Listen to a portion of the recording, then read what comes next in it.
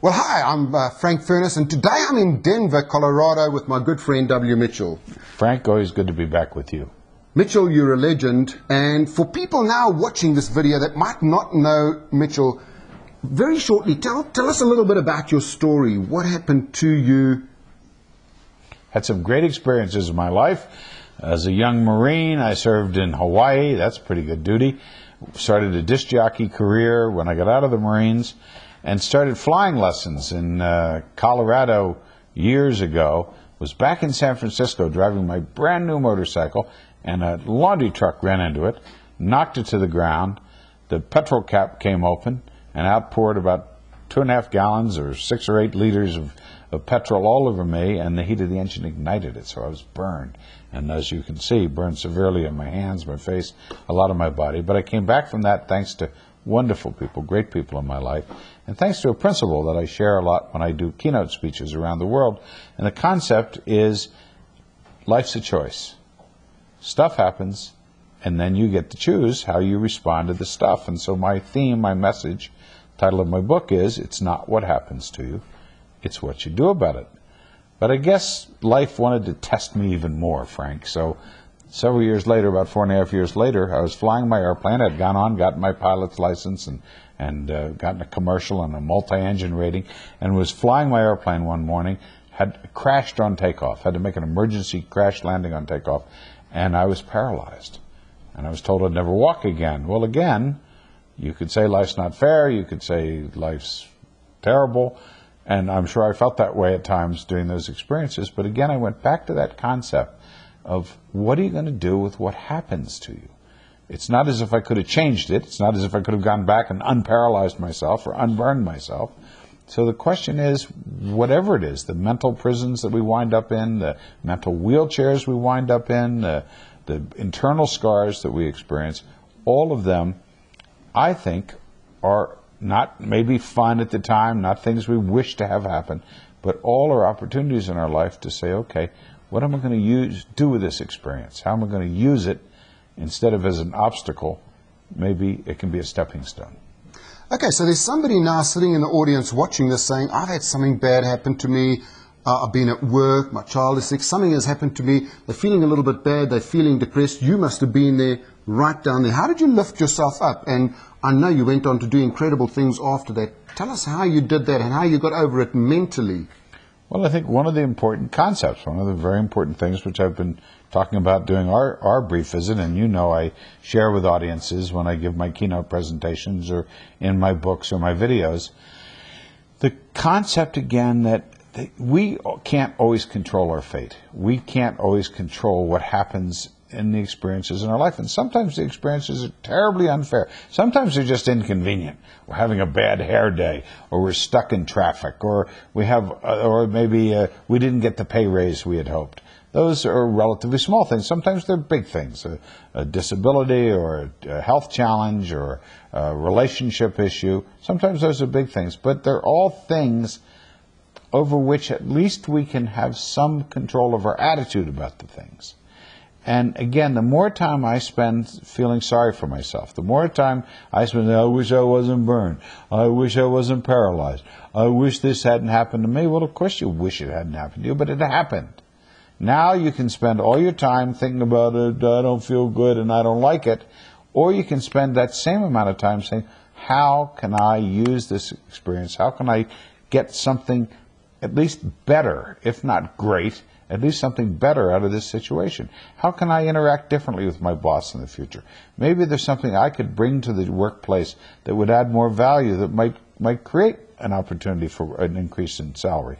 Or maybe I could teach myself something which would allow me to get a different job so that I'm not stuck or feel that I can't do anything else in my life with the current job. Maybe in that relationship I could stop thinking about how wrong the other person is, and maybe I could think about what I could do to make the relationship better. And what if all that happened out of it is I made it better and they didn't do anything? Well, at least that's better than it was before you started, and you have more tools and more skills. People in America love to walk around saying, take it easy. Well, life's not easy. As the Australians know from their former Prime Minister Malcolm Fraser, life's not meant to be easy. Life's a challenge. And then you get to choose how you're going to handle the challenge. Okay, so here's the thing. Here's Mitchell has been burnt. He's now paralyzed from the waist down. You've got a choice. Either you're going to be positive, you're going to make it happen, or you're going to wallow, say, oh, poor me, you know, what's happened to me. Tell us your story after that, how you got to the incredible heights of where you are now, appearing all over the world, speaking, you're on television, you've written books, you're a world-famous guy. So how did you go from there to there? What did you do? And it's not, I don't have some magic key that says you just put the key in the lock, you turn it, and now your life's going to be nothing but riches, nothing but complete happiness, nothing but complete satisfaction. Of course not. I still get down, I still get frustrated, I still get angry sometimes. Things don't always work the way I had thought they might when I started the project. But what happened in my life was, thanks to a great support system, thanks to some wonderful people, and again, thanks to the belief system, that I got to decide, choose my responses. Responsibility is a word that we hear a lot, but it really, as American author Stephen Covey talks about, is response able, the ability to respond. As soon as we realize we have that ability, we can do amazing things. After leaving the rehabilitation hospital, where I was paralyzed, and having told a young man before I was paralyzed, there were 10,000 things I could do, now there are 9,000. Sure, I could spend the rest of my life dwelling on the 1,000 that I lost. Or I could concentrate on the 9,000 that are left. And in my lifetime, if I do even a few hundred of those things, I'll be one of the most remarkable people on the planet. And I went back up to the little town in which I lived here in the state of Colorado.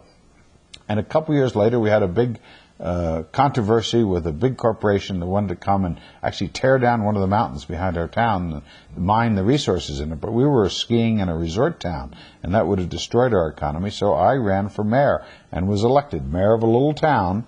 But somebody put in a headline once that I was America's big-time small-town mayor. And I was in the White House, and I was in Parliament in New Zealand, and I was all around the world talking to people about how we can choose the direction of our life if we put our mind to it. And that led to me being invited to become a speaker. And today, I help people stage jailbreaks. I help people break out of their mental prisons. And by going around the world and being invited to speak in so many countries, many of which I've run into you, Frank Furness, and we've become great mates as a result of it, I get to share with audiences that we have enormous power, and just about all of us have the same power. But it's interesting how some people choose to use it, and some people choose to find a reason not to use it. Now let's come back to something else. If we think about goal setting, how did you set your goals, or what ideas can you give to people on goal setting? Some guy's running his big business over here. Things are a little bit tough at the moment. The economy's tough. What kind of process does he go through? How does he start setting those small goals? How did you set your goal, saying, I've just come out of hospital now, this is my first goal, this is my second? I love to use the example of Tiger Woods. I think everybody in the world knows who Tiger Woods is, the great golfer, the most famous golfer, probably the best golfer ever, or so a lot of people think. I do. Tiger Woods has a coach. Tiger Woods has somebody that helps him improve his golf game.